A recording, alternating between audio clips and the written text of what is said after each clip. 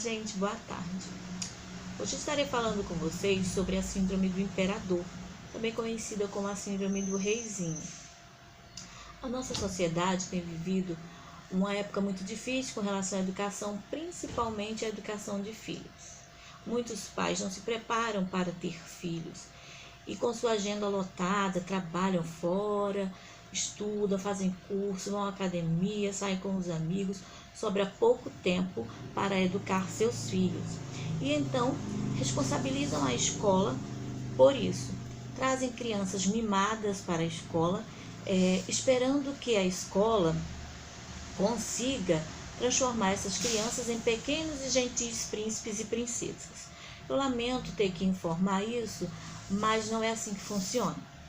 As famílias precisam entender que a escola ela vai trabalhar sim de acordo com os princípios que a escola escolheu, né? Os pais colocam as crianças na escola que escolhe, porém a escola ela não é responsável por colocar limites nas crianças.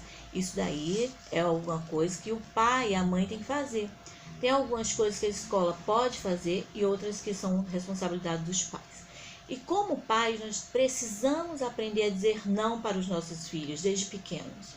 Então, alguns pais, por causa de sua ausência, tentam compensar essa ausência com algumas coisas que as crianças querem, que elas acham que precisam. E por isso enchem as crianças de sim, enchem as crianças de coisas, e as crianças não aprendem a respeitar os limites, a respeitar os amigos, a respeitar até mesmo os professores. E principalmente os pais.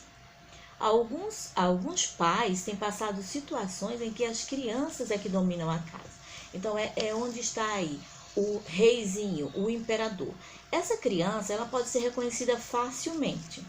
Por exemplo, geralmente as crianças que sofrem com a síndrome do imperador, eu digo sofrem porque não é uma condição que a criança escolheu para si. É responsabilidade dos pais educar e colocar limites. Então, quando a criança perde o limite, porque o seu pai, aquele que deveria proteger, porque o limite é uma proteção.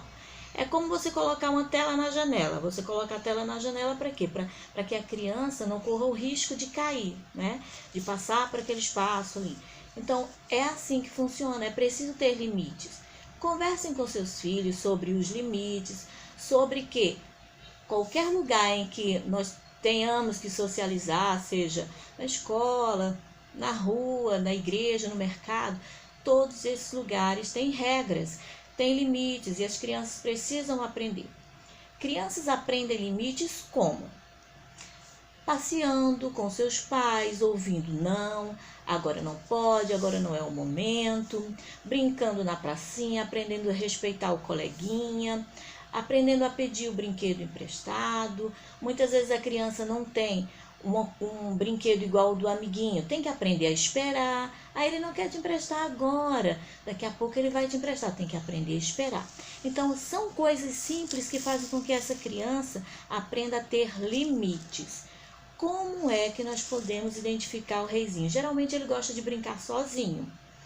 Ele gosta de brincar sozinho, está sempre rodeado de muitas coisas e sempre tem um adulto perto dele. E aí ele costuma falar, eu quero isso agora, eu quero fazer isso aqui. E aquela pessoa trabalha em favor daquela criança. Sem perceber, essa pessoa também está ajudando essa criança a continuar com essa característica. Então, o que acontece? Quando brinca junto com os amigos, geralmente costuma preferir brincar com os pequenos, porque aí ele pode governar. Ele sempre tem que ser aquele que dá as ordens. Ele escolhe o brinquedo, ele escolhe a brincadeira. E aí, quando ele é contrariado, geralmente grita, belisca, morde, grita muito. Ele sempre quer ter razão. Então, essa criança ela é uma criança difícil de lidar, tanto para os pais quanto para a escola. Se os pais já perderam o controle sobre essa criança, uma criança de 3, 4, 5 anos, a escola também não conseguiu lidar, porque essa situação de colocar limites é uma responsabilidade que a criança tem que aprender dentro de casa. Então, agora é o momento de você procurar um profissional, alguém que possa te ajudar a corrigir enquanto é tempo. corrigir essas falhas no comportamento do seu filho. Quem poderia fazer isso? Um psicólogo, um psicopedagogo ou até mesmo um neuropsicopedagogo, que também está apto a lidar com essas situações e também fazer intervenções para que o seu filho possa ter uma infância saudável, junto com as outras crianças, brincando, sendo feliz também dentro de casa, aprendendo a respeitar os seus pais e a sociedade. Uma criança bem educada pelos seus pais é uma criança bem recebida na sociedade. Todos gostam de uma criança assim, agradável, né?